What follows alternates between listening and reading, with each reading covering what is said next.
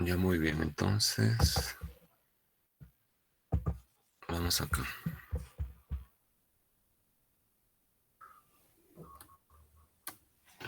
¿Se ve la pantalla? Sí, profesor. Ya, chévere.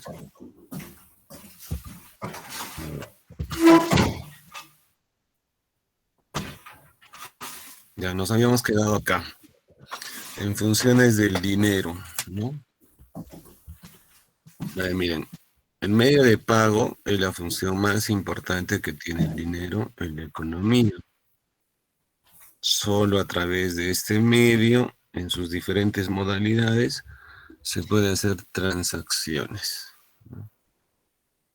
Depende cómo es la profundidad financiera de un país para ver si el uso, digamos, el uso es constante, ¿no? O digamos,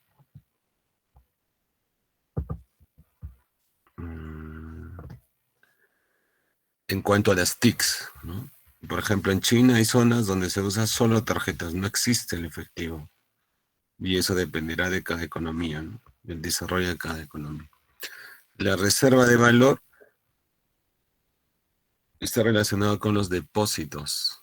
Y eso implica tener, también se llama depósito de valor, un sistema financiero muy profundo, ¿no? Si el sistema financiero no es o no está de acuerdo a lo que pedir mantener el efectivo en sus manos, ¿no? Entonces, ahí está el pequeño detalle en cuanto al depósito de valor. Si yo sé cero, voy a preferir tenerlo en casa, debajo del colchón, o simplemente comprarme otros activos, ¿no? Y la unidad de cuenta les mencionaba, por ejemplo, cuánto gana Gareca, si gana en soles, en dólares. Ellos ganan en dólares, pero tienen que declarar a SUNAT en soles. Nuestra unidad de cuenta está referida a la denominación de nuestra moneda para realizar las cuentas nacionales, ¿no? Y nuestra cuenta, o nuestras cuentas nacionales están en soles, ¿no? Esa es nuestra nomenclatura monetaria, nuestra denominación monetaria, ¿no? Por ejemplo, para hacer cálculos, comparaciones con otros países y equiparar el peso de las monedas, se usa los dólares, ¿no? ¿Cuánto es por ejemplo, a ver, miren. Jeremy, ¿estás ahí, Jeremy? Presente, profesor. Hola, Jeremy. A ver, Jeremy, en millones de dólares, ¿cuánto es el PIB de Perú? El 2020.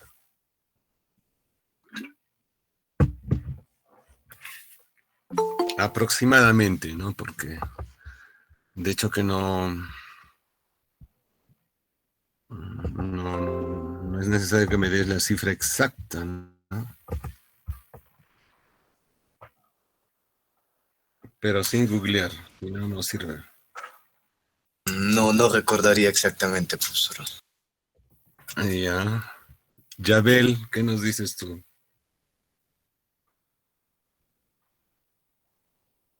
Presente, profesor. Yabel, ¿cuánto es el PIB de Perú en unidades monetarias el 2020? Unos 70 mil millones aproximadamente, profesor. 70.000 millones de dólares, ya, chévere. Waldir, ¿tú qué nos dices?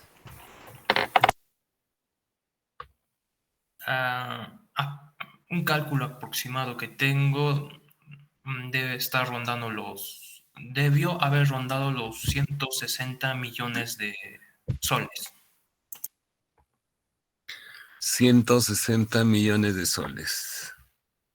Tatiana, ¿qué nos dices? 160 también, profesor, millones de soles. Ya, 160 millones.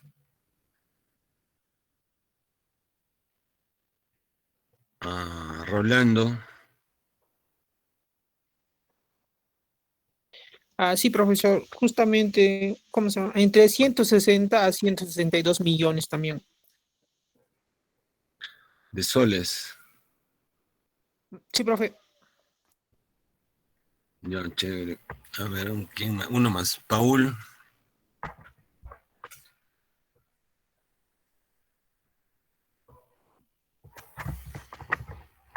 Paul. 170 millones de soles, profesor.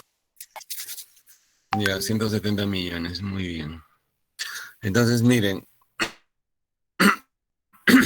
Generalmente nos hemos acostumbrado a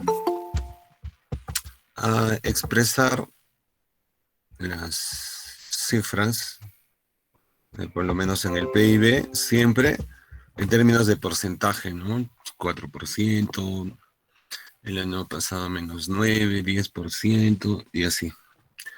Pero a veces nos preguntan, ¿y eso en unidades monetarias cuánto es? Y ahí vienen los problemas, ¿no? Miren, 160 millones de soles no es ni la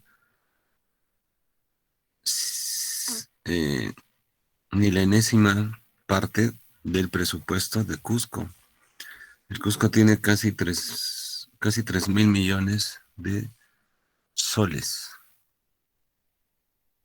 160 millones no es nada, ojo. El UNSAC tiene como canon algo de 200 millones de soles. Entonces, no cuadra, ¿no?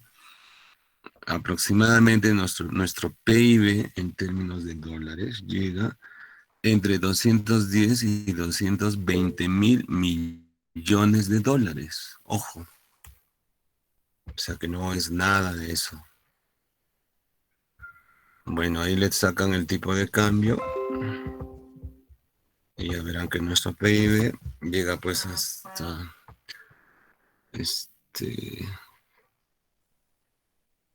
hasta 700.000 millones de soles.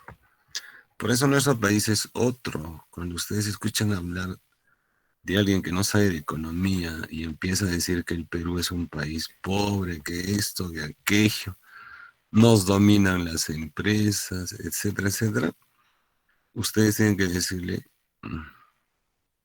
datos. Lo que tú me estás diciendo son cuentos de la izquierda de toda la vida. Dame datos. Entonces nosotros los economistas somos los expertos en datos. A nosotros no nos pueden meter un cuento. Primero empiecen, ¿cuánto es la pobreza? Les dicen. ¿Cuánto era antes? No, es que mira que esto, que aquello. No, entonces no puedo hablar contigo. Pero sí me puedes escuchar. Plum, plum, plum, plum.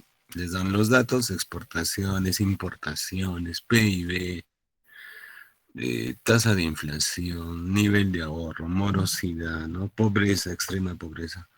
Con eso los matan. Porque los de izquierda lo único que hacen es decir todo está mal, todo está mal, todo está mal, pero no saben en realidad ni siquiera de qué se trata, ¿no? Y cuando hablamos del sector minero ya ni hablar, solo depredan, se llevan esto, aquello. Y les pregunta, ¿y tú sabes cuánto cuesta una tonelada de cobre? ¿Cuánto cuesta una onza de oro? ¿Cuánto cuesta una onza de plata? Etcétera, etcétera. ¿Tú sabes cuánto pagan las empresas? ¿Qué representa una empresa? No saben. Entonces es importante los datos, chicos, desde ahora. Si no hay datos, no podemos hablar, ¿no? De retórica ni hablar, pues de cuentos cualquiera se imagina, ¿no? Si no sé una realidad, no vale. Entonces la unidad de cuenta es importante. Ustedes se acuerdan cuando han hecho macro, las cuentas nacionales, PIB, PNB, ¿no?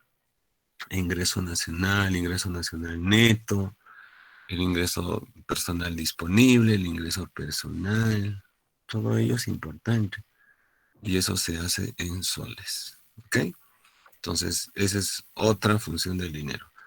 Pagos diferidos se refiere a todas las operaciones intertemporales, es decir, consumo hoy día y pago después.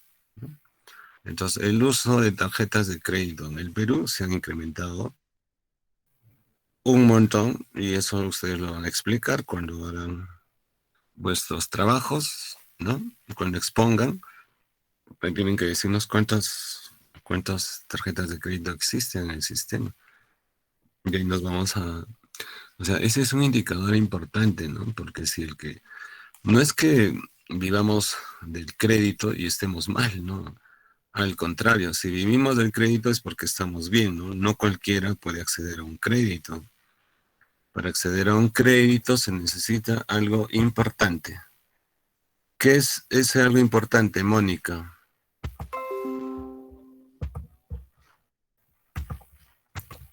Mónica, Profesor, ¿puede repetir la pregunta, por favor? Mónica, para tener un crédito, ¿qué es lo más importante? O sea, para acceder a un crédito. Digamos, tú eres una analista financiera de un banco y me vas a dar un crédito a mí. ¿Cuál es lo más importante? ¿Qué debo de tener yo tener para un que ingreso- acceda al crédito? ¿Qué? Tener un ingreso fijo mensualmente. Ya, a ver, te voy a poner dos cosas, ¿ya? A ver, tener ingresos, tener una empresa pequeña o tener una casa. ¿Cuál es lo más importante entre los tres?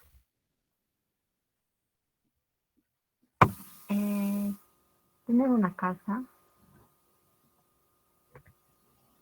No, Eso una significa empresa. que, Um, eso significa que darías,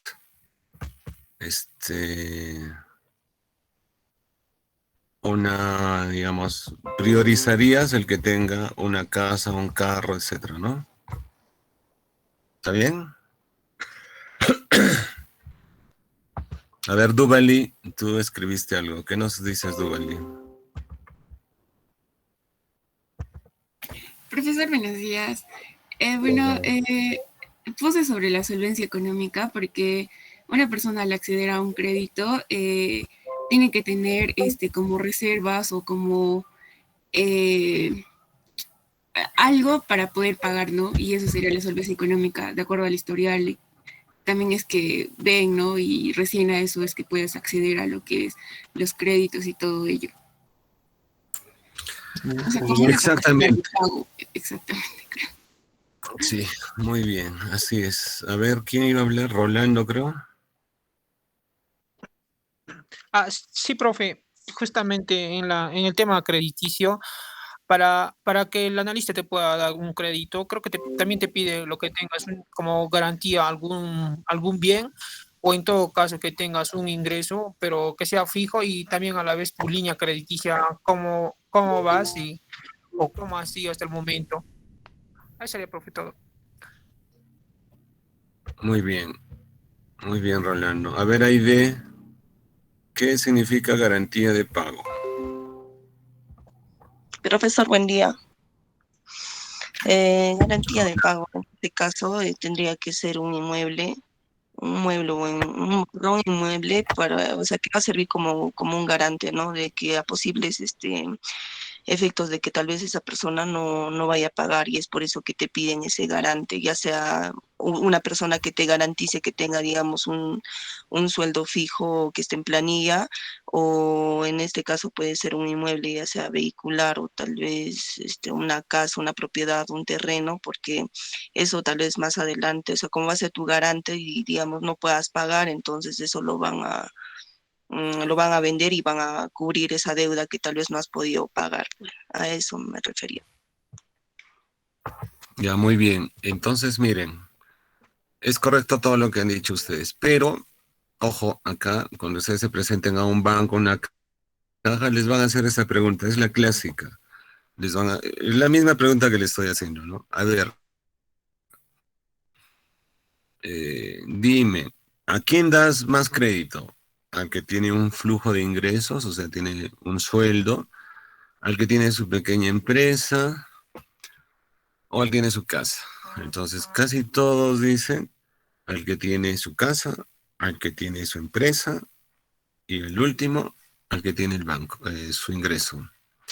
La respuesta correcta es el que tiene ingreso. ¿Por qué? Porque es el menos riesgoso. ¿Sí?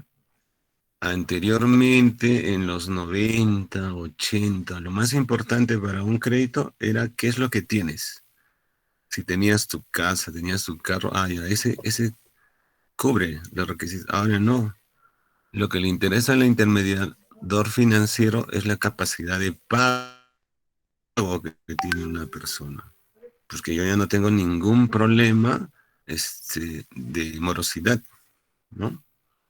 Obviamente, a ver, otra pregunta que va en el mismo sentido, ¿ya? Con respecto a los pagos diferidos. A ver,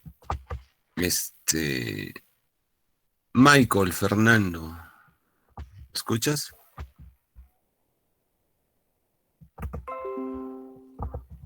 Sí, profesor, dígame. Está lento la señal en mi casa. Ya, pero sí escuchas, ¿no? Sí, le escucho. Ya, chévere. A ver, Michael, dime, ¿a quién darías crédito? ¿A alguien que nunca ha sacado crédito, está limpio en el sistema? ¿O alguien que ya ha sacado o tiene un historial en el sistema? ¿A cuál de los dos? A quien tiene un historial, profesor. Y también depende mucho de cómo ha cumplido sus cuotas, ¿no? Sus fechas de pago para la cantidad, porque creo que a las personas que van a sacar por primera vez se les da un monto menor y a las personas que tienen un historial anterior se les va incrementando su capacidad de crédito. Muy bien. Madeleine, ¿a quién tú prestas? ¿Al que tiene historial o al que no tiene historial? Al que tiene historial, profesor. Porque ahí registra todo, todos los detalles de cómo ha ido pagando con sus anteriores créditos y toda la información. Ya, chévere. ¿Y el resto? Al que no tiene historial, ¿por qué no le prestarías? Es que ya está como moroso, entonces es más, corre más riesgo la financiera de prestar a una persona así. No, pero el nuevo no tiene ningún tipo de historial, no tiene nada. Ah, sí, pero sí se le presta también, pero registrando todos sus ingresos, si tiene casa, incluso van hasta su casa a ver qué tiene y todo eso. Pero sí se les presta montos menores. Ya, chévere, muy bien. A ver, Flor, depende de qué. Profesor, me refería más que todo que, por ejemplo, las personas que primera vez están yendo a prestar, bueno, a pedir un préstamo, siempre se les va a dar un monto menor. Y por eso, o sea, el banco va a dar a ambos, a quien no tenga historial y al que también tenga, pero va a depender mucho pues de la cantidad siempre. Ya, muy bien. Efectivamente, así es, pero la pregunta era, ¿a quién prestas? ¿No? Entonces, en este caso se le presta al que tiene historial. Ahora, el banco nunca va a desperdiciar a nadie, ¿no? Un intermediario financiero ya tiene sistemas para evaluar, entonces evalúan, ¿no? A los nuevos, como no se sabe cómo se comportan, no tienen un historial, no sabemos cuál es el riesgo, así que se trabaja, no, etcétera, les van a dar el crédito, pero los van a limitar, ¿no? Conforme se vaya, y les van a decir expresamente, ¿no? Usted no tiene ningún historial crediticio, entonces el nivel va a ser, digamos, controlado, ¿no? Usted demuestra la capacidad de pago, automáticamente le aumentamos. Entonces la gente se adecua, ¿no? Y ese es el detalle. Ahora, si nosotros estamos en Infocor, tenemos un historial así medio raro, entre rojo, verde, azul, más rojo, entonces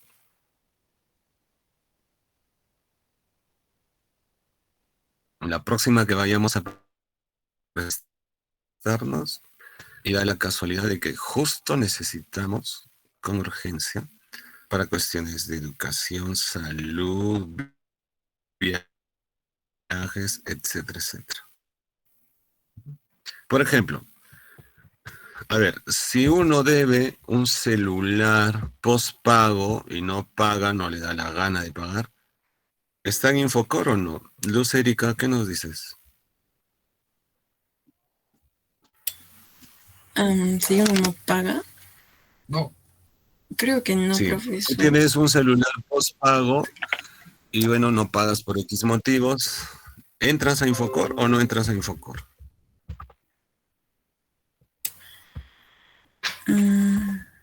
No, porque creo que Infocor es netamente de las instituciones financieras. Ya, muy bien. A ver qué nos dice Luz Beli. Sí, profesor, lo que dice mi compañera, creo que solo es para instituciones financieras, para entidades financieras. Ya, solo para entidades financieras. Luis Felipe, ¿qué nos dices? Profesor, lo mismo que mis compañeras. Ya, que no solo es para instituciones financieras. Sí. Ya, entonces miren, ¿qué ocurre? Bueno, esto de Infocor no es nuevo en Perú. Bueno, relativamente nuevo, ¿no? Pero en el mundo se utiliza desde los 70. Por eso se dice pues que los países desarrollados nos llevan 50 años, ¿no? Hasta 100 en algunos casos. Inicialmente, Infocor es una empresa que califica los riesgos y es una empresa que tiene un nivel de credibilidad muy alto, pues, ¿no? Ahora hay como 3 empresas que hacen similares servicios. Al inicio salió para el sistema financiero. Bueno, estamos hablando de los inicios de los 2000, ¿no? Más o menos. Y ahora es todo, porque recuerden, por ejemplo, si nosotros nos compramos un colchón, una cocina, un televisor, todo está financiado, ¿no? Y cuando estamos utilizando un celular postpago, en realidad también está financiado porque lo pagamos en cuotas, etcétera, etcétera, ¿no? Hay planes y todo está bancarizado. Entonces, si nosotros no pagamos, vamos a entrar en Infocor. Y ha ocurrido varios casos, ¿no? Por ejemplo, había un alumno de la FACU que ganó una beca a España, ¿no? Pero él había tenido un celular postpago y simplemente se olvidó de pagar, no dejó de pagar, ¿no? Entonces, para ir a España, te piden un historial crediticio, ¿no? Hayas tenido o no hayas tenido, etcétera, etcétera. Igual, si quieres viajar, por ejemplo, a otros países y no tienes historial crediticio, significa, o ellos tienen pues parámetros, ¿no? Es muy riesgoso que viaje. ¿Por qué? Porque no tiene nada en Perú, se va a quedar allá. Entonces los evalúan mucho, ¿no? Este chico no había pagado y estaba en Infocor, ¿no? Simplemente ganó la beca y dice, pero me he olvidado, etcétera. Voy a ir a pagar. Va a pagar, cancela y le dice pues a la embajada, ¿no? Ya he cancelado, acá está, etcétera, etcétera. Pero no es que tú pagas y automáticamente sales de rojo. Hay un tiempo que va a fluctuar en función al monto y al tiempo de moroso. Entonces, uno se da cuenta y dice, ¿por qué he sido moroso, no? ¿Por qué no he cumplido con mis obligaciones? Por eso cuando yo escucho, ustedes han escuchado, ¿no? El banco me cobra unas comisiones exageradas, que mi tarjeta, que cómo es posible esos bancos. No. Cuando uno saca una tarjeta, cualquiera sea la modalidad, sabe las reglas. Por ejemplo, yo tengo mi tarjeta de crédito, ¿yo? depende de lo que he consumido, depende del monto, etcétera, etcétera. Si yo no pago hoy día y lo pago mañana, me van a cobrar entre 40 y 70 soles por omisión al día de pago. Pero yo estaba en tal sitio que esto, que aquello. No, pues lo siento. Es como cuando ustedes han dado el examen en la universidad, ¿no? Se abre la puerta a las 6 y se cierra 8:30. Entonces yo no puedo llegar pues 8:35 y contar un cuento hindú. Y todavía tratando de entrar por el cerco y quejándome en la tele, que yo vivo lejos. Eso ya no es nuestro problema, pues. O sea, tú sabías que la entrada es 8:30, o sea, sabes las reglas. Y así funciona el sistema financiero. Todos tienen o asumen su papel. ¿Ok? Bien, miren. Entonces, esas son las funciones principales del dinero. Y son muy importantes porque a través de estos se hacen todas las operaciones en la economía de un país. ¿Ok? Entonces, vamos a preguntar otra vez, y eso nos habíamos quedado en esa pregunta. A ver, nos toca a Luis Felipe.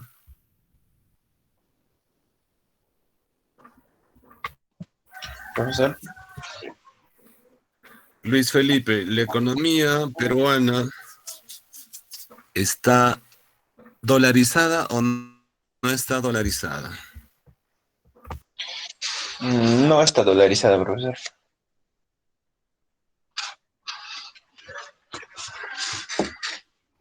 ¿Por qué?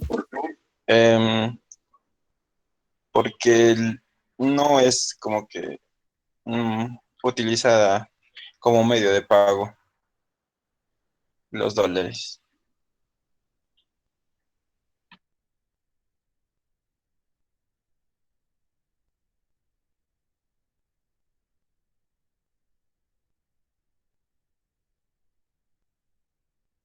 ¿Puedes explicarnos de cómo es el mecanismo? Los dólares lo utilizamos más como divisas, más no como, no podemos, o sea, no podemos ir a una tienda o a una bodega a comprar con dólares, porque no es aceptado por todos.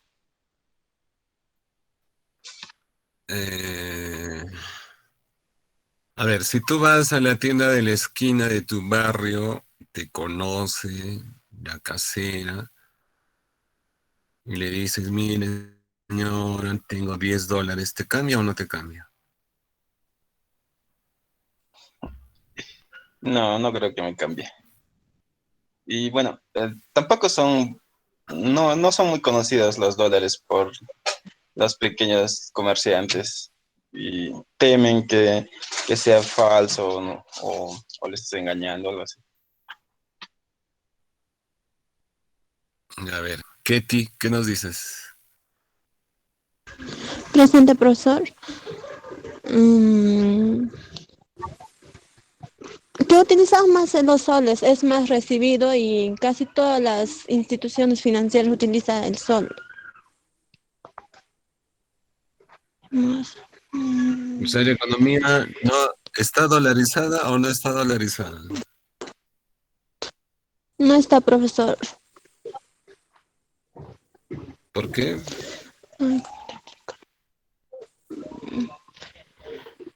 Pues no, nosotros utilizamos más nuestro dinero, que es el sol, para hacer la economía para que funcione. No utilizamos mucho el dólar, solo lo utilizamos así como referencia nomás para... ¿Cómo era?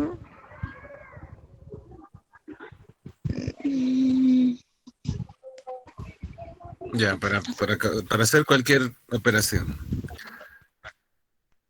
A ver, Juana, ¿qué nos dices, Juana? ¿Está dolarizado o no está dolarizado nuestra economía?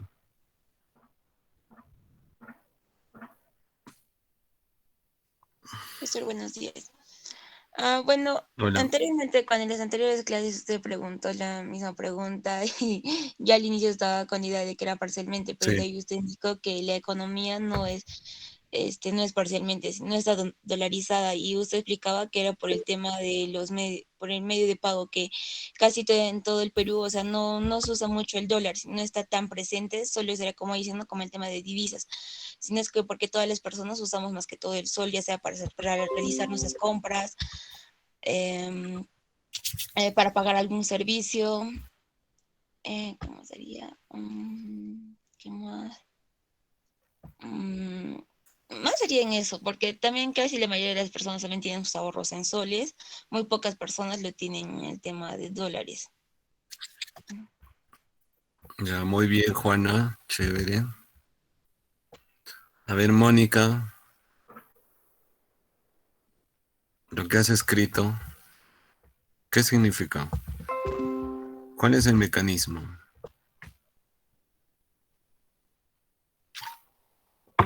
Profesor, es que la Mónica economía... Evelyn, Sí, hola. sí, profesor, estoy aquí. ¿Me escucha? ¿Me escucha? Sí, te escucho. Ay, la economía, o sea, en Perú, la economía no está dolarizada porque no usamos el dólar para realizar pagos cotidianos.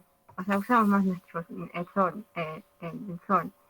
como pagar el pasaje, comprar pan, o sea, las cosas que hacemos cotidianamente, ¿no? Porque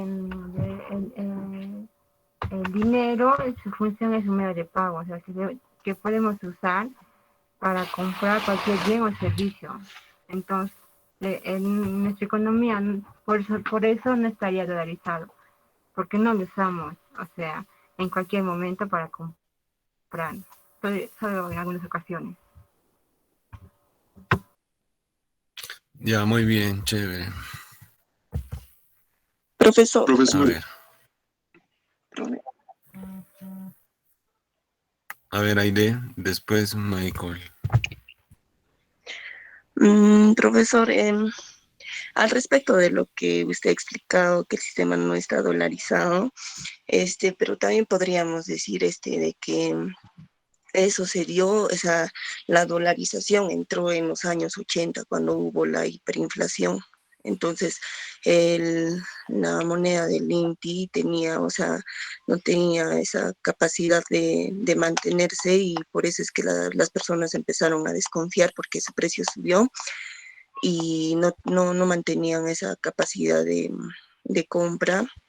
Y es por eso que tal vez en ese entonces también entró eso del sistema de dolarización, porque veían que las personas que era más factible tal vez ahorrar en dólares, porque no variaba tanto como en ese entonces cuando existía la hiperinflación.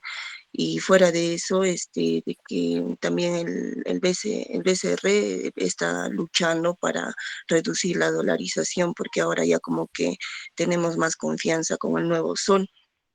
Y también vemos de que nosotros ahorramos y seguimos tal vez ahorrando también en dólares, pero el BCR lo que quiere hacer es obviamente reducir esa dolarización.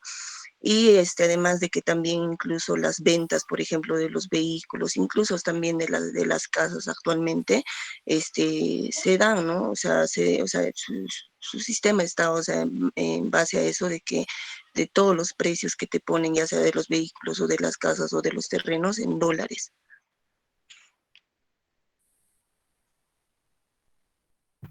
Ya, muy bien.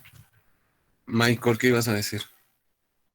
Sí, profesor, más o menos para complementar lo que dijo mi compañera, hay personas que ofrecen incluso en dólares y en soles a la vez. Yo también consideraría que sí está dolarizado, porque incluso los departamentos ponen en alquiler en dólares. Y creo es más por el tipo de cambio, porque a veces ahorran, creo, cuando la moneda se aprecia, ahorran también, creo, los que compran. Ya, muy bien. Profesor. ¿Alguien más quiere comentar algo? Yo, Sí. profesor. Jacqueline, claro. Profesor, la economía peruana no está dolarizada porque se podría decir que en conclusión, o sea, el dólar no tiene las mismas funciones del dinero aquí en Perú, pero sí se podría decir que es líquido en el sistema financiero.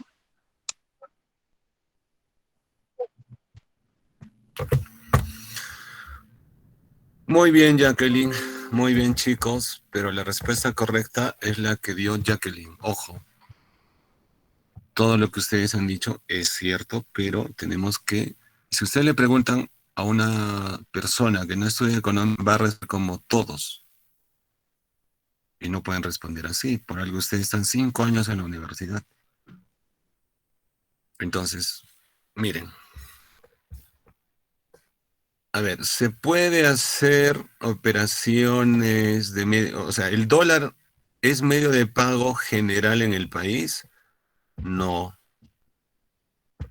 El dólar es solo medio de pago en el sistema financiero. Mejor lo vamos a hacer acá, mira. Acá. Soles. Nuestra moneda. Dólares.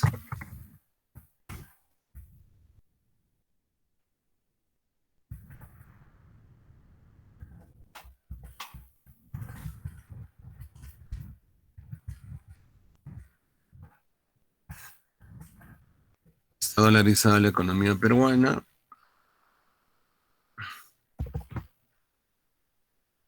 El ejército peruano no. A veces siempre se nos escapa. Ya.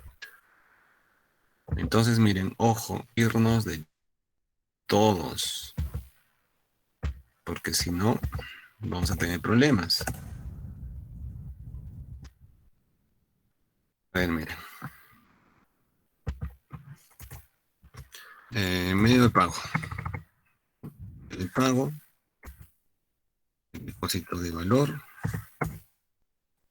Unidad de cuenta. Y pagos diferidos. ¿Podemos hacer operaciones con soles, medio de pago? Sí.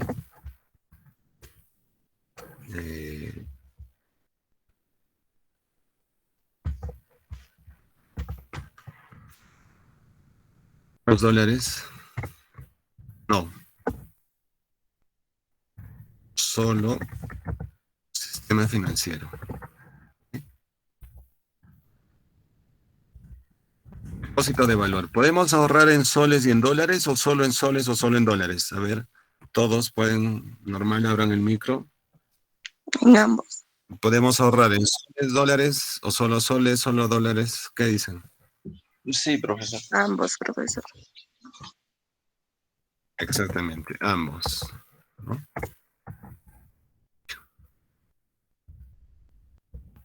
Acá es ambos. Unidad de cuenta.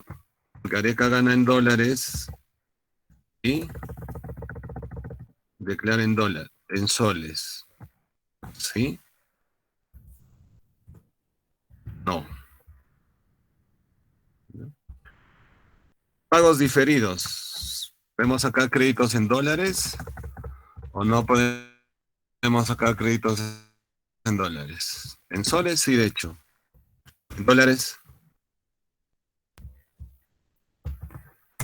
¿Sí o no? Sí, algunas operaciones.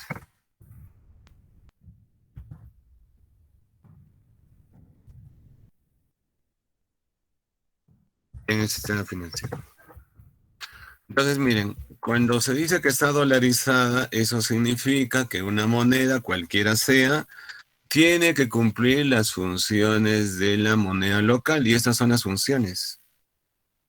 Si no cumple, no, pero sí cumple, pero solo en el sistema financiero. Entonces, lo que se tiene que decir es, la respuesta es esta. ¿Está dolarizada la economía peruana? No. Pero sí tiene mucha influencia en el sistema financiero. Listo. ¿Pero por qué? Porque no cumple las funciones del dinero. Con eso ya mataron a la gente. Pero la gente les va a decir, pero mire, esto se hace, pero la teoría, esta es la teoría, miren. Teoría, y les estoy demostrando con la realidad. Esa es la realidad. Ahora, miren, como dice, no me acuerdo ¿quién? Luis, creo. No puedo cambiar los dólares en mi barrio porque la gente no sabe, etcétera, etcétera, cómo es un dólar. Eso es cierto. Pero sí, si te conoce la señora, te va a aceptar. Es como en el kiosco de la U, ¿no? Los conoce. Y si digamos ese cheque está falso, que existen muchos, no hay problema, ¿no? Tú me has dado el cheque, está falso, nos vamos a ganar una requintada, pero imagínense si no los conozco. Y la persona no conoce si es falso o no. Ya ni hablar, no les aceptan, ¿no? Entonces, el dólar como medio de pago no es líquido, no es líquido. Entonces ya pues no cumplen las funciones del. Imagínense, si entra por X motivos, bueno, puede ser real, el sol a Bolivia, ¿no? Porque su economía es más débil, es más, nuestra moneda vale 2 veces más. Se está solarizando la economía boliviana, pero tiene que cumplir estas funciones. Si no cumple, solo parcialmente, decimos, tiene influencia en este sector, ¿ok? En otros países el dólar solo se usa para comercio exterior, nada más. En Perú, vamos a Suani y hay casas de cambio. Vamos a Quillabamba, casas de cambio. O sea, eso es lo que usa en Perú, ¿no? ¿Por qué la gente, por qué, por ejemplo, las personas que alquilan sus casas lo hacen en dólares? Porque es la única manera de protegerse ante la incertidumbre mundial, porque la inflación en el Perú está controlada, ¿no? Antes era en el alquiler, en el contrato, más la inflación. ¿Por qué? Porque la inflación pues crecía a niveles de hiperinflación, ¿no? Eso era en los 80, inicio en los 90, 91. Una vez que se estabiliza la economía, la inflación ya no es problema. Entonces, ¿cómo nos protegemos ante cualquier eventualidad? Dólares. Ya incluso, ya no solo con dólares, es dólares y print rate. Y en otros casos, LIBOR. ¿Qué cosa es print rate y LIBOR? ¿Alguien ha escuchado de eso? Bueno, lo vamos a hacer ahora también eso, pero ¿alguien escuchó?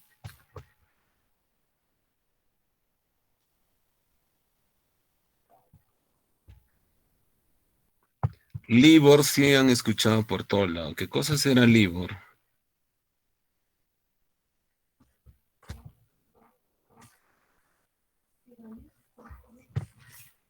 Entonces, esas cosas son importantes, ¿ya? Miren, ya les he dicho que el dinero es el medio de pago mundialmente aceptado por todas las economías, dadas las monedas de cada país, ¿ok? Entonces, también hemos dicho que el dinero es un bien como cualquier otro, tiene demanda y tiene oferta, ¿vale? Y este dinero tiene una equivalencia mundial. ¿Cuál es la equivalencia mundial en estos momentos de cualquier dinero, de cualquier moneda, de cualquier divisa?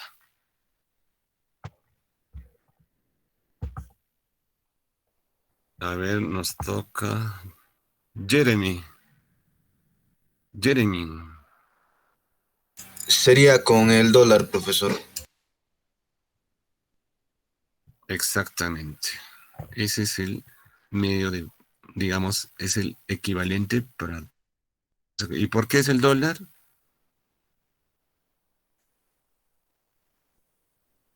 Porque es mundialmente aceptado por las economías.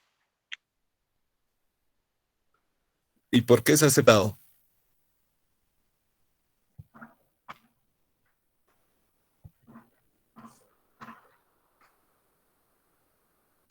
Porque los que odian a Estados Unidos, bueno, en realidad los de izquierda, ¿no?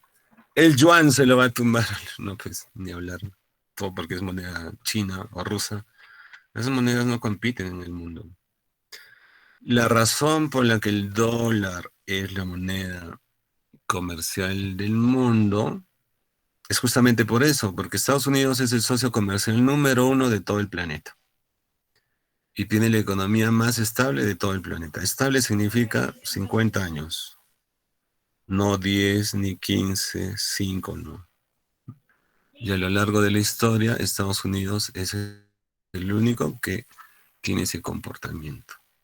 ¿Ok? Entonces, como el dólar es un bien como cualquier otro, tiene oferta y demanda, tiene un precio.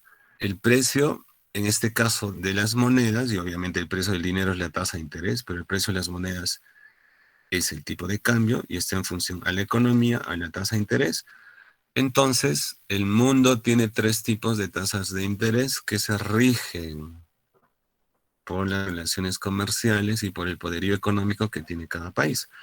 Entonces, la tasa de interés que existe para América se llama prime rate. ¿Ya? La tasa de interés que es el parámetro en Europa es la tasa LIBOR en Inglaterra. Y en Asia, la tasa de interés es la tasa TIBOR que está en Japón. Entonces, esas son las tasas referenciales para que todos los sistemas financieros estén, digamos, coordinados, ¿no? No es que una tasa de interés es gigante en un país y en el otro es bajito, no.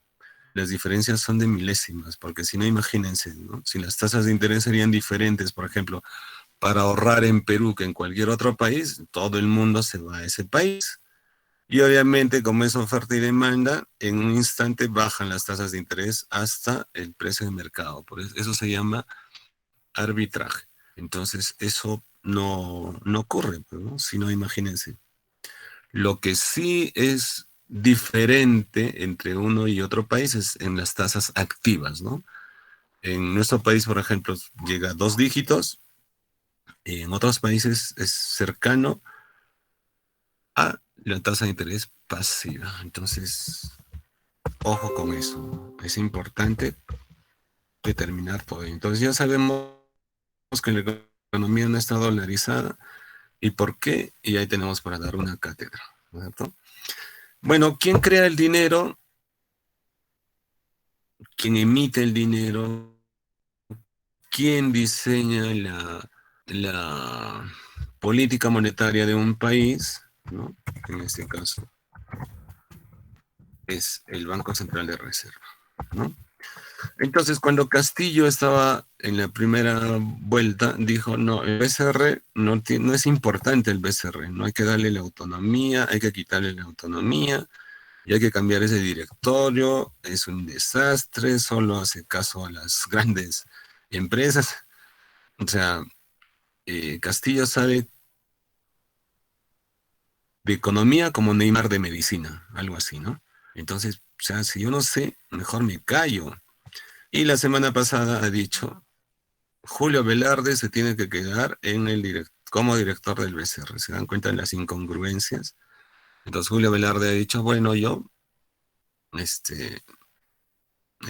el siguiente periodo me retiro porque ya he cumplido con el país, etcétera, etcétera, ¿no? Pues por las condiciones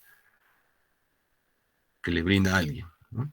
Ese alguien es Castillo. Entonces, cuando tú generas inestabilidad con declaraciones porque vas a ser el posible presidente del país, no puedes hablar, pues, incendiando el sistema. Entonces, todo lo que está pasando con el tipo de cambio en estos momentos es por sus declaraciones, por sus propuestas, por sus planes. Ha generado un nivel de incertidumbre brutal, ¿no? Entonces, eso es. En el mundo el tipo de cambio no tiene problema, solo en el Perú se está disparando por el nivel de riesgo que tiene, ¿no? Entonces, en este caso sí podríamos decir que existe un monopolio porque es el único que puede emitir dinero en la economía. El Banco Central de Reserva diseña la política monetaria, usa estrategias, ¿no? Es como un entrenador, estamos de local, de visitante.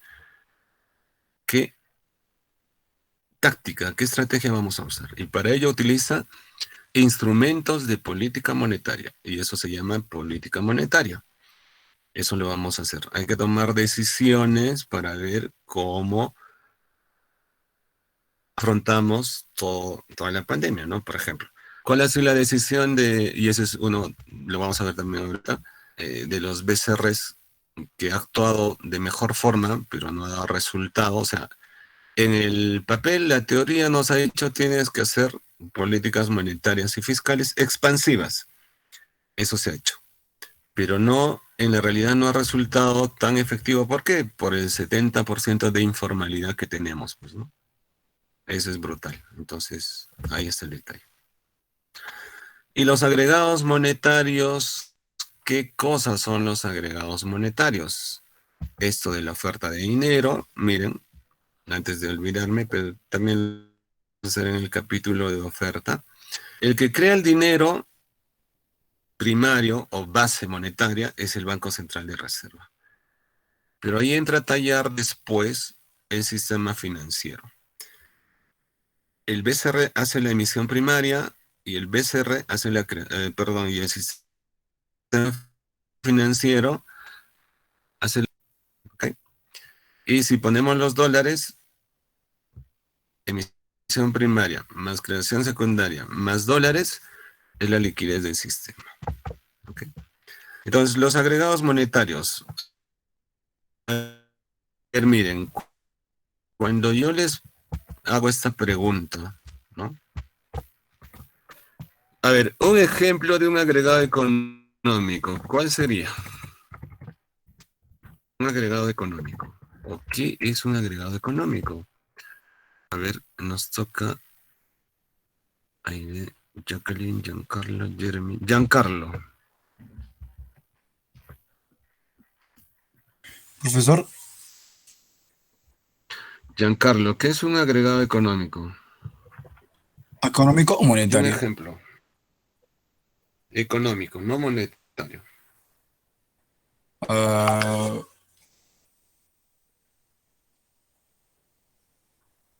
No, profe, la verdad es que no lo tengo claro. Un ejemplo.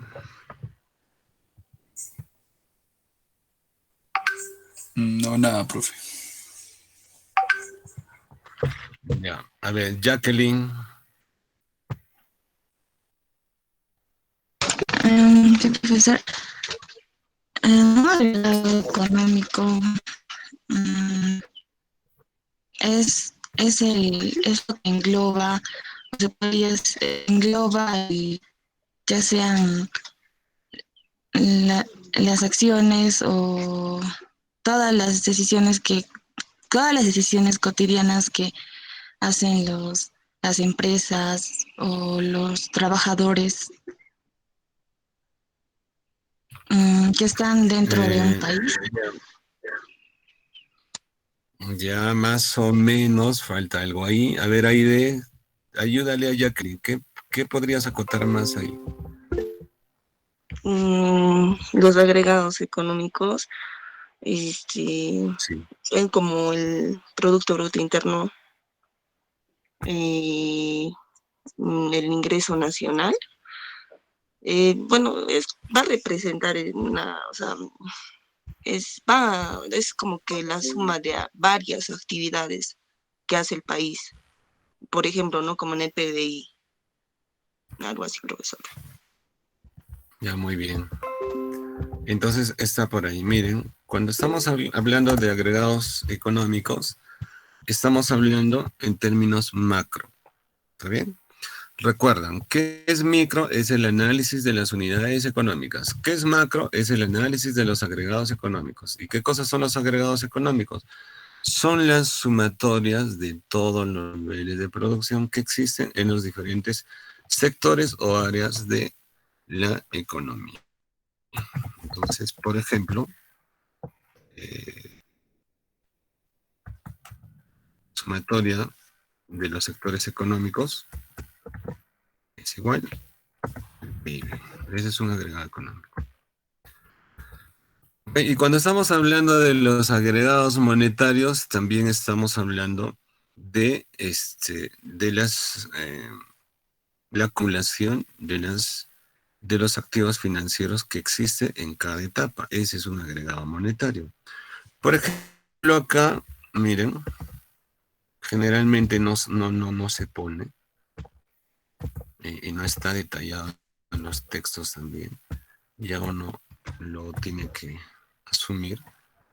¿no? Por ejemplo, M0 es la base monetaria.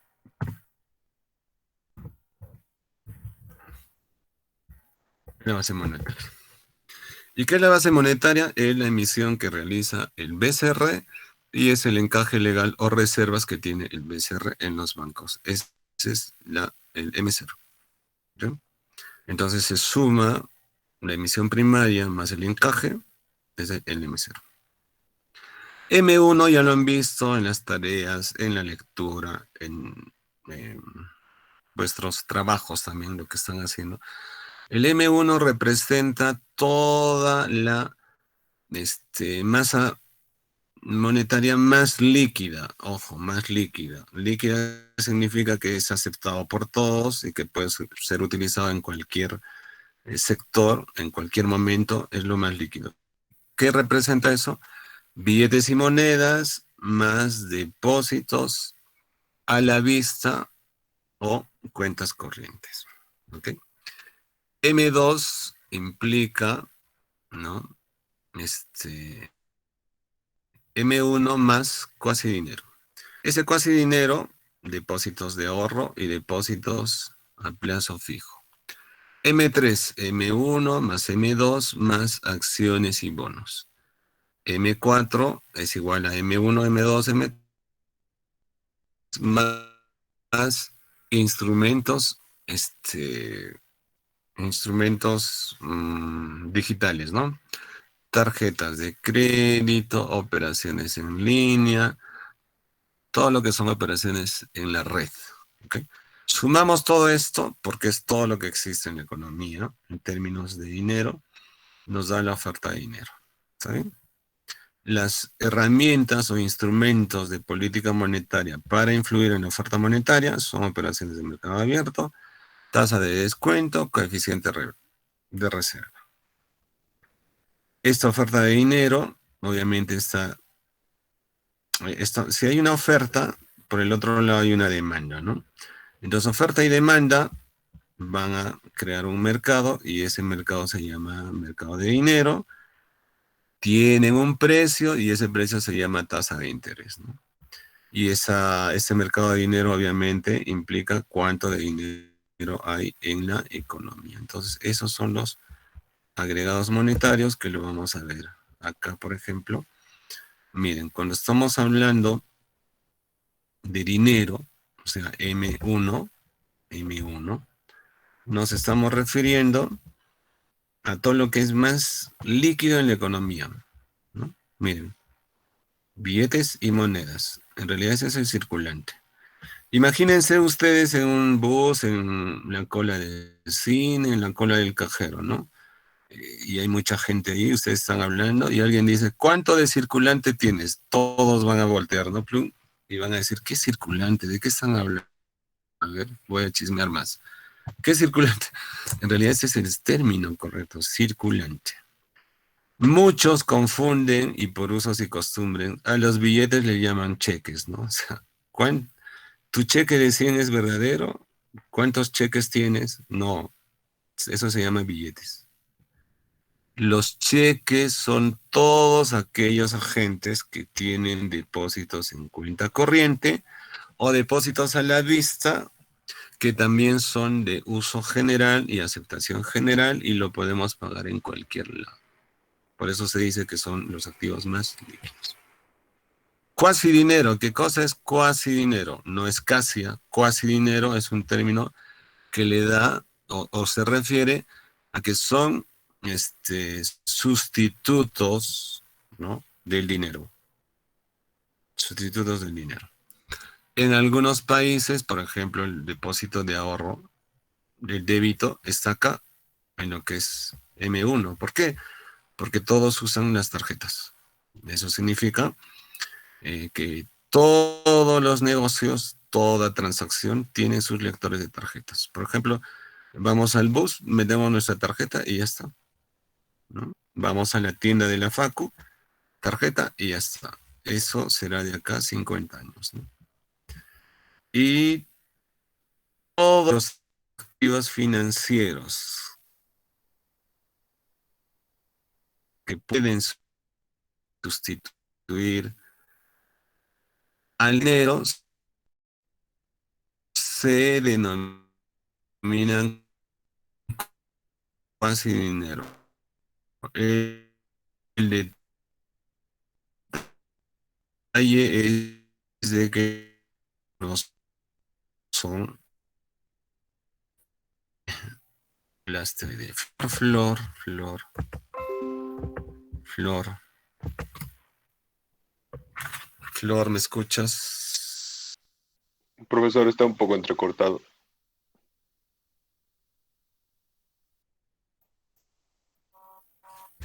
Flor, nada. Profesor. Esaú, Flor, Flor. A ver, dime, Flor. Si tú tienes acciones y lo vendes las acciones, ¿cuándo tienes el dinero? ¿Hoy mismo? ¿Dónde lo vendes? Creo que sería, profesor, una retribución en el futuro. ¿Qué tantos días es ese futuro? ¿Una semana? ¿Un mes? Bueno, puede ser en cuestión de meses, años, profesor.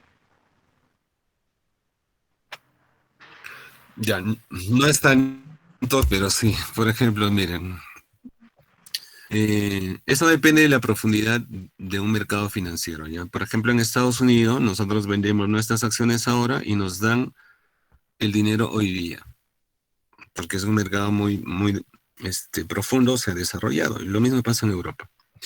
En el caso de América y en el caso específico de Perú, cuando nosotros vendemos una acción, nos dan el dinero en efectivo en 3 días.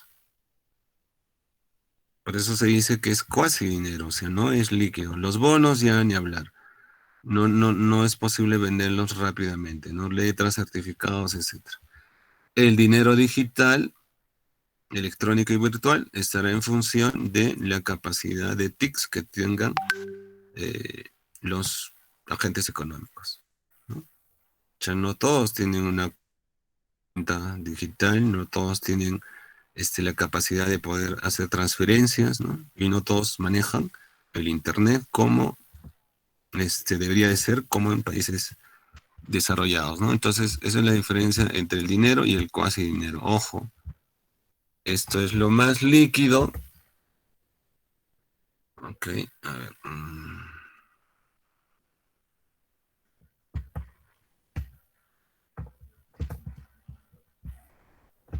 Estos activos es lo más líquido.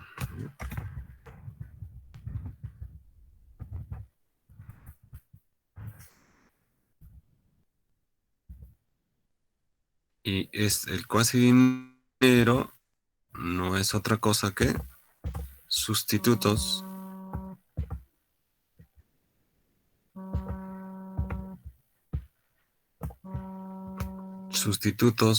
cercanos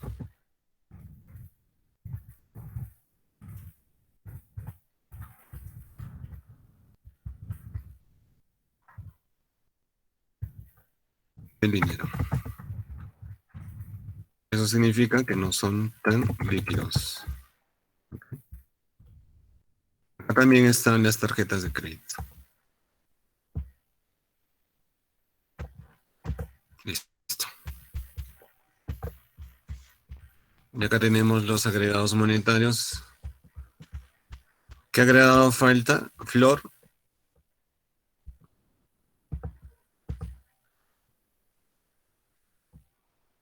La M0. Falta M0.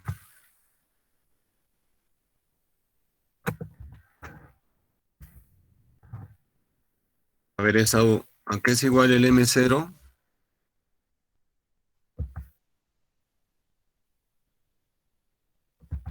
Ya, y está compuesta por...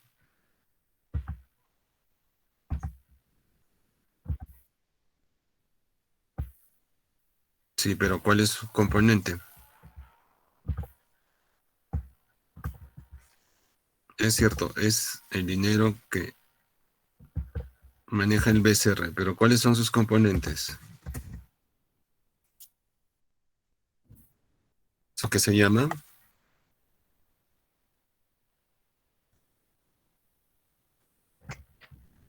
No, dinero es todo lo que estamos hablando. Eso se llama circulante, ojo. Circulante. ¿Más qué?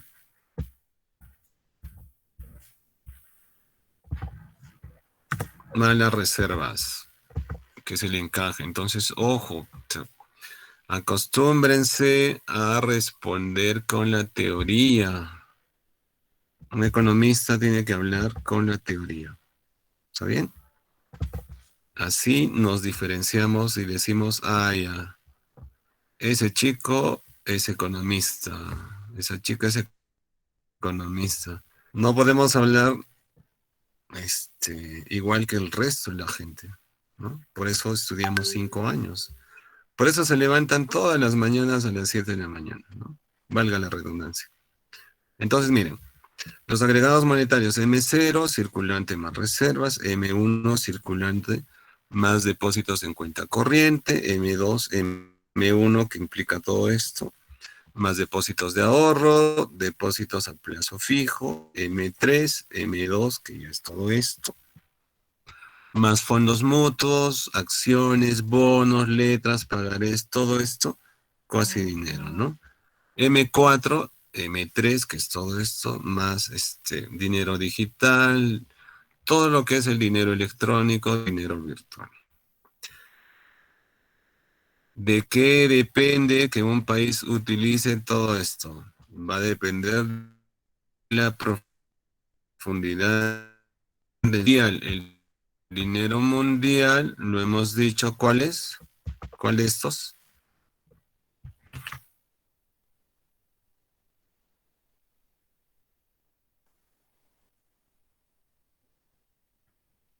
A ver, Emerson, ¿cuál es el dinero mundial? El M4, profesor.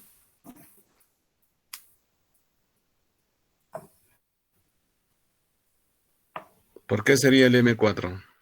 Porque estaría englobando todo.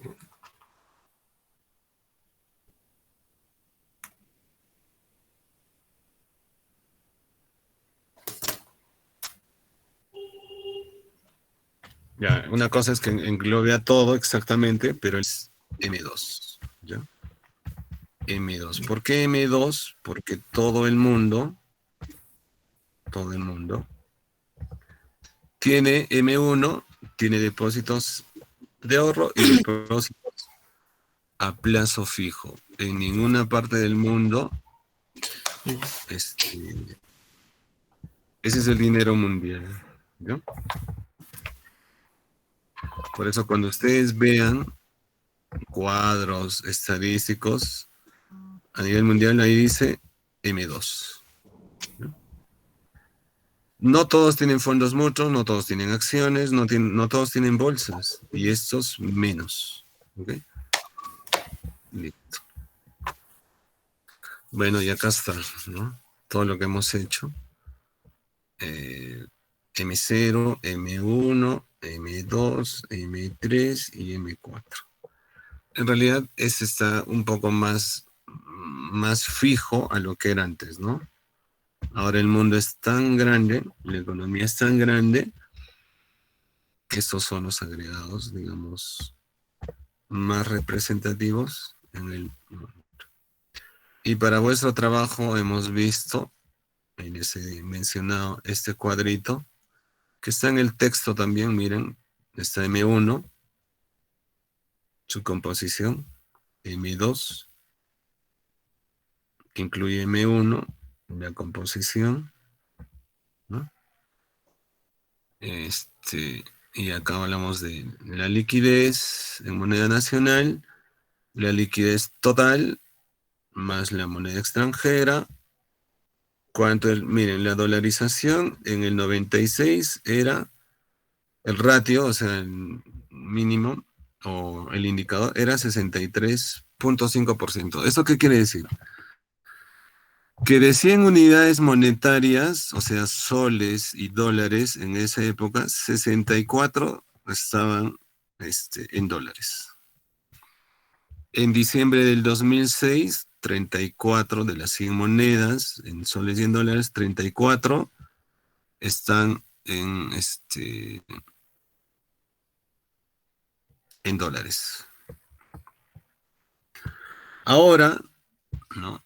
Con esta incertidumbre hemos pasado a 45% más o menos. O sea, mucha gente se ha comprado los dólares, ¿no? ¿Y cuánto es la profundización del sistema financiero? Eso se mide a través de la liquidez, ¿no?, del mercado en relación al PIB. Nuestra profundidad, ahora seguimos en 40%. ¿Eso qué significa? Que todas las actividades económicas que se realizan en el país están relacionadas de 100 unidades monetarias, 40 con el sistema financiero. En Estados Unidos pasa el 100%, en algunos países de Europa también pasan por el 100%. ¿Eso qué significa? Que todas las transacciones incluidas dentro del país y fuera del país se hacen por el sistema financiero de Estados Unidos. Entonces, por eso ¿y eso por qué? Porque existen N intermediarios financieros, N activos financieros, o sea, es un mercado muy, muy grande donde se puede hacer mucho en esos mercados, ¿no? Miren, los bonos, eso está en millones de nuevos soles, de 3.000 millones y 27.000. Miren, cuando el Perú en el 96 ya estábamos entrando al mercado internacional nuevamente, solo se emitían 3.508 millones. En el 2006, 27.000 millones. Entonces se dan cuenta la magnitud de lo que significa una economía libre, de lo que significa una economía de mercado. Esta es la respuesta. Entonces, cuando les digan, ¿pero qué se ha hecho en 30 años? Esto es lo que se ha hecho en 30 años. Miren, el sector privado de los 3.000 emitía 2.000. El sector privado de los 27, 14.000. Ahora estamos por casi 40.000 millones. El sector público es el que más está emitiendo ahora porque tiene la capacidad, pues, ¿no? Miren, si antes era 767, casi nada, es casi, ¿no? Tiene capacidad de endeudamiento. Entonces, este es nuestro sistema financiero. A ver, ahora vamos a ver.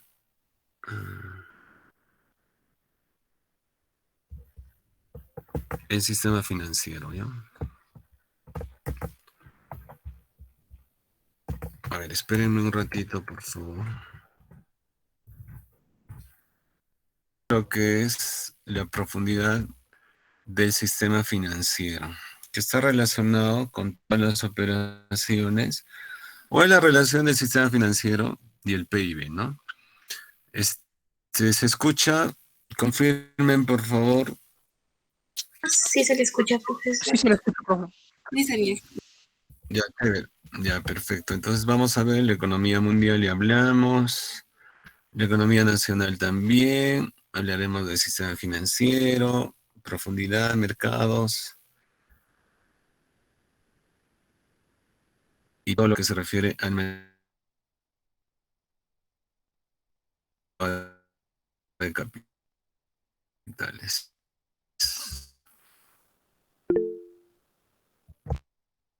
A ver, miren.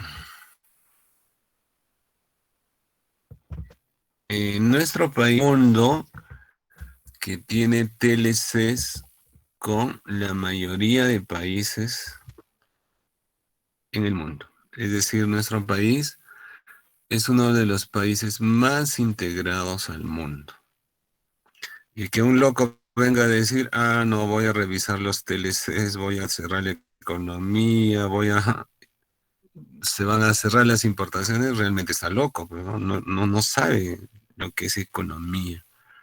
Nosotros hemos avanzado tanto, lo que muchos países no lo han podido hacer, lo hemos hecho nosotros en 30 años. ¿Ok? El hecho de integrarnos al mundo nos hace que nos preparemos mucho más. Y en esa onda estamos. Miren, nosotros pertenecemos, por ejemplo, a la PEC, ¿no? En la PEC están los países más importantes del mundo. ¿No? Y de América solo están Chile, México, Estados Unidos y Canadá.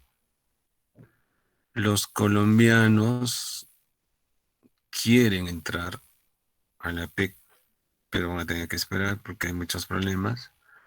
Y también pertenecemos a lo que es el mercado, el CARICOM, el FTA, o sea, los mercados centrales, somos miembros de Mercosur, tenemos TLCs con la Unión Europea, tenemos TLCs con China, con Rusia, Japón, y pretender decir de que hay que revisar esos TLCs, ya pues es una borrada, ¿no? ¿Por qué? Porque los TLCs, la integración económica, miren, si se dan cuenta, es con países desarrollados. Y en una negociación comercial, a ver, miren, a ver, Duvali. Presente, profesor. Duvali, en una negociación comercial, ¿cuál es el mejor resultado? 50-50, que tú tengas 70, el otro 30, o que tú tengas 30 y el otro 70. ¿Cuál es la mejor opción? Lo que más me convendría sería la equidad, ¿no? 50-50, ya que ¿Por ambos qué? países pueden ganar también. ¿Cuál sería la razón más importante de 50-50? Bueno, que es así, ¿no?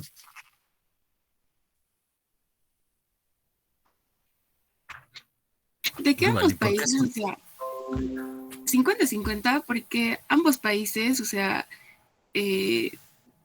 ¿cómo le explico? O sea, tienen derecho a ganar, ¿no? O sea, que digamos sea 30 y el otro 70, es como que habría, no sé, o sea, es como si yo estaría comprando o adquiriendo algo del otro país, pero sí está ganando, pero el otro país, digamos, está haciendo rebajas dentro de mi territorio, no sé, algo así, profesor. Pero si hay equidad, ambos países son fructíferos. Ya, muy bien.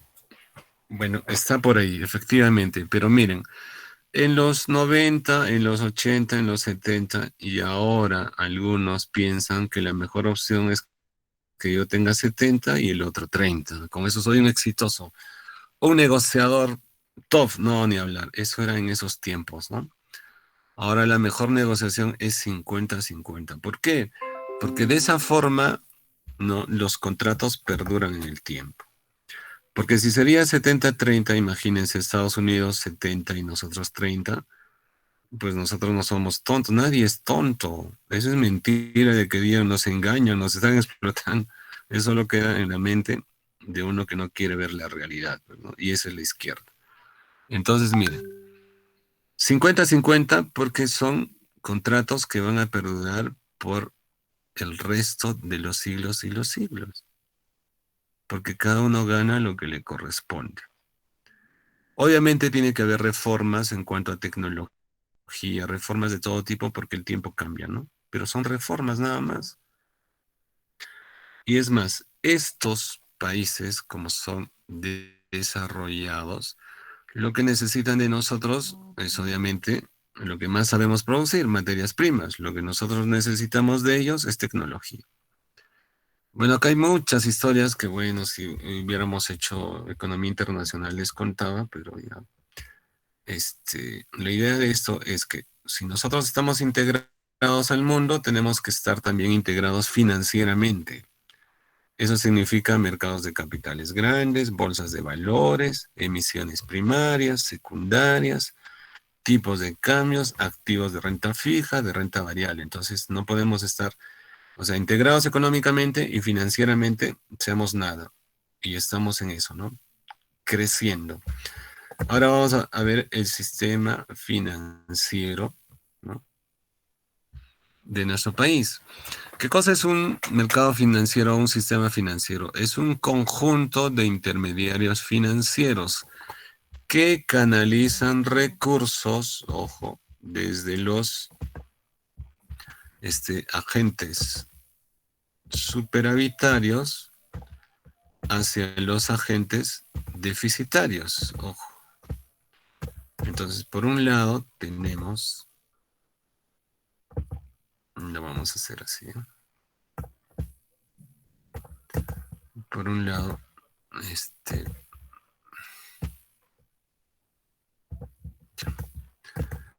entonces miren, nosotros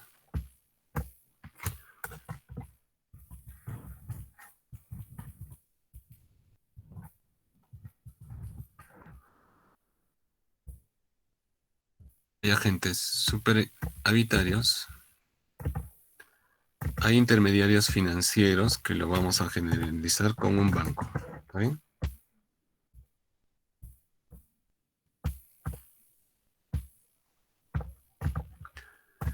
Y hay agentes deficitarios.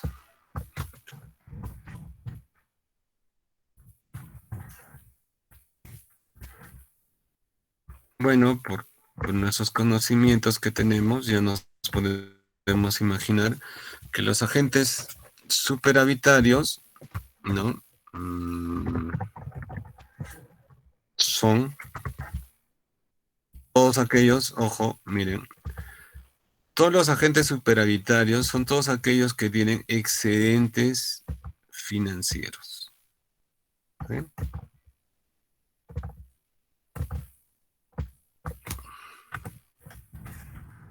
Excedentes financieros, ¿no? Eso significa que tienen dinero, pues, en exceso. Muchas razones, ¿no? Y por el otro lado tenemos los agentes deficitarios, ¿no?, que carecen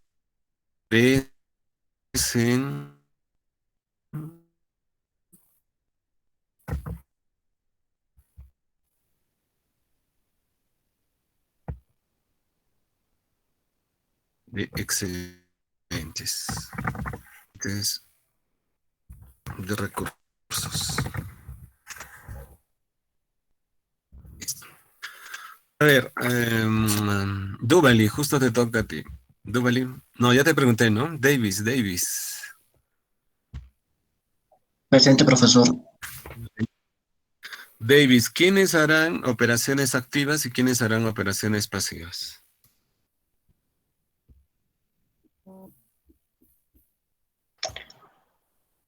El banco haría las operaciones pasivas. ¿Y las activas? También las realizarían ellos o el BCR. O sea, ya, BCR. A ver, Duvali, ¿tú qué nos dices? Cristabel, perdón.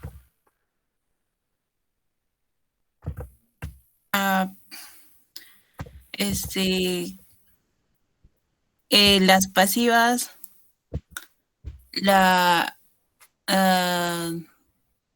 vacías, claro. Las pasivas la haría la entidad financiera y las activas. Creo que depende, profesor, porque al momento de que el banco te da un préstamo es una operación activa.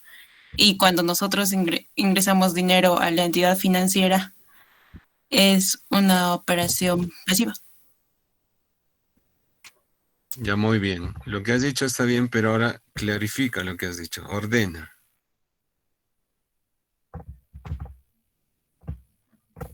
Con calma.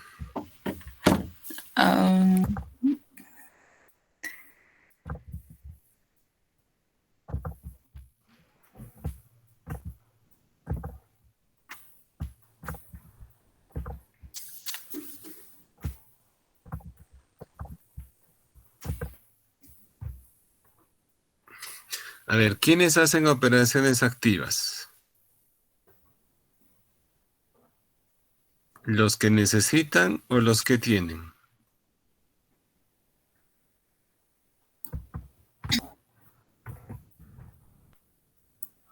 Los que tienen, profesor.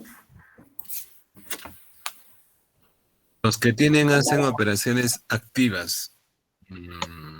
A ver, analiza de nuevo esa Profesor, relación.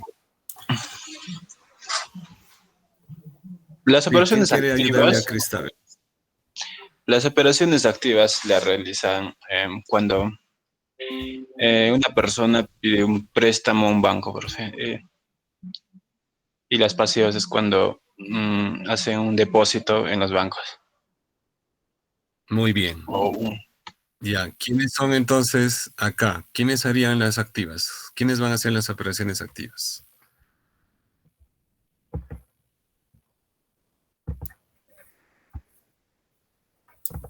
Eso, ¿y quiénes son los que no tienen? Los agentes deficitarios. Eso, muy bien. Entonces, ojo. Por ejemplo, queremos hablar, como les estoy diciendo, todo lo tenemos que hablar de manera teórica. Es esto, ¿verdad? Es esto. Entonces, miren, todos los que carecen de recursos financieros, los agentes deficitarios van a acudir a un intermediario financiero, que es el banco, ¿no es cierto? ¿Se van a prestar o van a ahorrar? Cualquiera.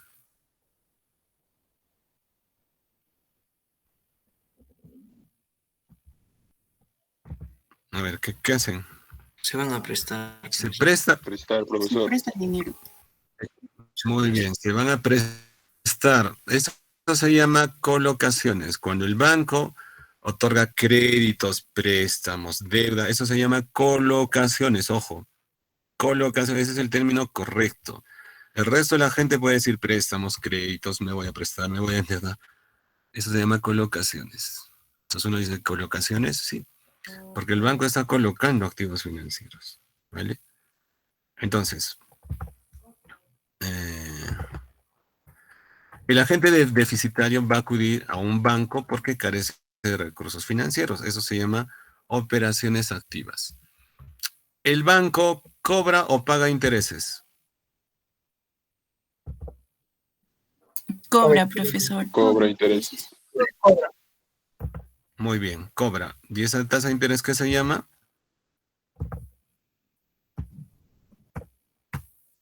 Tasa de interés activa. Muy bien. Es una tasa de interés activa. Se supone que es en moneda nacional, ¿no? Listo. Les cobra a estos. Mejor lo vamos a poner así. De esta forma.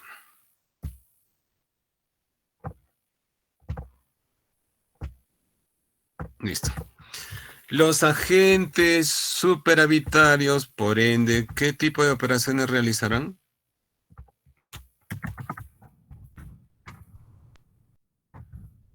Pasivas.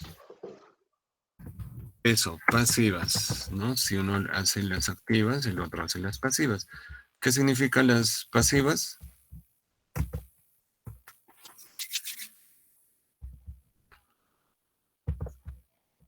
Depósitos. Eso, se llama depósitos. Muy bien, no se llama ahorros, ¿ah? Depósitos. ¿El banco nos paga o nos cobra? Nos paga. Paga. Muy bien, ¿y esa tasa de interés qué se llama? Tasa de De interés pasiva. Muy bien, tasa de interés pasiva. Listo, con esto ya podemos entender el sistema financiero, ¿ok? Entonces, miren, ¿qué es un sistema financiero? Es un conjunto de intermediarios que canalizan recursos desde los agentes superavitarios hacia los agentes deficitarios. ¿Sí? Eso es. Y acá estamos especificando solo en un banco. Existen otros tipos de intermediarios que también tienen agentes superavitarios, el que tiene el billete, y los agentes deficitarios los que no tienen, ¿vale? Entonces, ese es el sistema financiero. Entonces, nuestro sistema financiero, que es el conjunto de intermediarios financieros, porque esa es la intermediación, está compuesto por dos tipos de intermediarios, una intermediación indirecta y una intermediación directa. La intermediación indirecta es lo que todos conocemos, el mercado de dinero, ¿ya? El mercado de dinero, ojo, el mercado de dinero está compuesto a su vez por un sistema bancario y un sistema no bancario. El sistema bancario también se conoce como banca comercial y el sistema no bancario también se conoce como banca no comercial. Acá está, este sistema es lo que nosotros más conocemos, ¿no? Aún hay bancos estatales, ya no deberían de existir porque, o sea, no es su función. Y la banca múltiple, ¿no? Banco de crédito, Interbank, etc. Y el mercado no bancario, financieras, cajas rurales, EDIPYMES, arrendamientos, AFPs, fondos mutuos, etc. Y la intermediación directa, que está o se conoce como el mercado de valores. Este mercado de valores, a su vez, se divide en dos: mercado primario, donde se realizan las emisiones primarias. Acá se realizan oferta pública de acciones, OPAs, oferta pública de bonos, OPBs, y otros activos financieros. También el Estado puede emitir bonos acá. Y el mercado secundario, donde se hace efectivo todo lo que se ha emitido en el mercado primario, acá se hace, ¿no? Y tenemos un mercado bursátil y un mercado extra bursátil en el mercado secundario. Bursátil, todo lo que es bolsa, dentro de la bolsa, o sea, todo lo que se reglamenta, acciones, operaciones en mesa. Y extra bursátil, cuando se hace también en el mercado secundario, pero ya de manera directa. Yo me quiero comprar de frente una empresa, tengo que hacerlo de manera extra bursátil. ¿Ya? Quienes participan son las sociedades agentes de bolsa, es la Bolsa de Valores de Lima, es Cavalli, es otras instituciones que ya les voy a explicar cuando hagamos bolsa. Y ese es el sistema financiero peruano, ¿ok? ¿Quién regula? Por eso les digo que no debe de estar el Estado, porque el Estado debe participar como regulador. ¿Quién regula el mercado de dinero o el mercado de intermediación indirecta? La SBS. ¿Ya? Los regula, SBS y AFPs. Ahí está el Estado. ¿Por qué funciona muy bien el mercado de valores? Porque no participa el Estado como tal. ¿Okay? ¿Quién regula al mercado de valores? La Superintendencia del Mercado de Valores. Este es nuestro sistema financiero. Bueno, en la próxima clase les voy vamos a desarrollar todo lo que son esos mercados.